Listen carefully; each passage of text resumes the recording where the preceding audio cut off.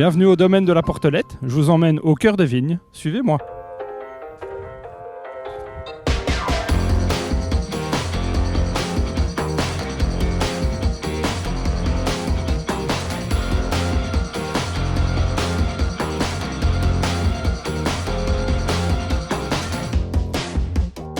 On a 6 cépages pour le moment sur le vignoble. Ici, on est sur la parcelle qu'on a plantée en premier en 2018. On a Muscaris, Souvigné Gris et puis Johanniter à l'arrière. Ce sont 3 cépages résistants. De l'autre côté, on a des cépages aussi traditionnels, Riesling, Pinot Meunier et Chardonnay. On a à peu près 5 hectares de vignes élevées en bio et même avec une approche permaculture.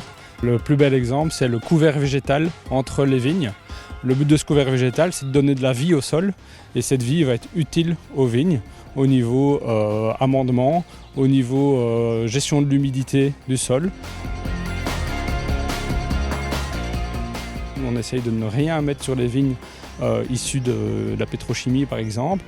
Donc on va mettre des décoctions à base d'algues, du lait, toute une série de plantes qui vont venir aider la vigne, mais tout en respectant la nature qui va nous aider après dans le développement des vignes, quoi.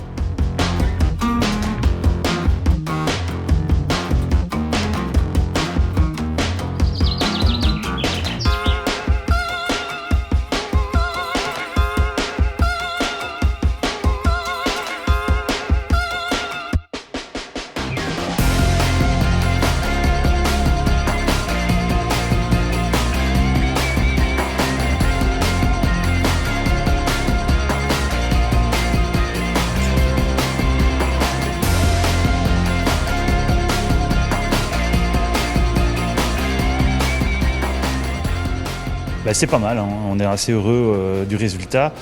2022, évidemment, c'est un millésime qui nous a pas mal aidé en fait, dans la qualité, puisque c'est un millésime extraordinaire.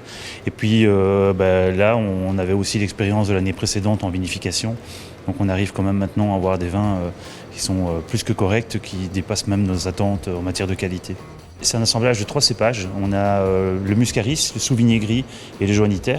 Le Muscaris et le Souvigné Gris sont vendangés en même temps et sont vinifiés en fait en même temps. Le Johanniter est vinifié en fait à part. Et on assemble tout ça après dégustation pour savoir en fait comment on va gérer et les fûts et les cuves qu'on a mis dedans.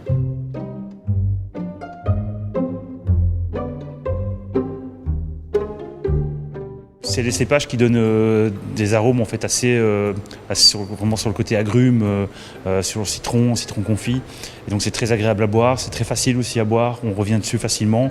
On a une acidité assez maîtrisée en 2022 et donc pour nous c'est vraiment une très belle réussite. La coopérative elle est gérée par un conseil d'administration de 7 personnes, mais il y a plus de 460 coopérateurs. Et donc tous ces coopérateurs ont mis une partie de leur épargne pour rejoindre la dynamique. Le but c'est qu'ils aient leur mot à dire aux différentes étapes de la vie de l'entreprise. Il y a toujours du stress parce que nous on a le nez dans le guidon. C'est un petit bébé qu'on a eu les jus, on les a transformés en vin, on a fait l'élevage, on a fait les différentes fermentations qui devaient avoir lieu. Et donc on a toujours, on manque un peu d'objectivité. Et donc avoir le regard de quelqu'un d'autre et qui à un moment donné se pose sur notre bouteille et nous dit voilà c'est pas mal, c'est ce qu'on attend évidemment. Et donc effectivement on a toujours cette petite crainte que les coopérateurs ne répondent pas en fait, de la même manière que nous en fait, à ce travail.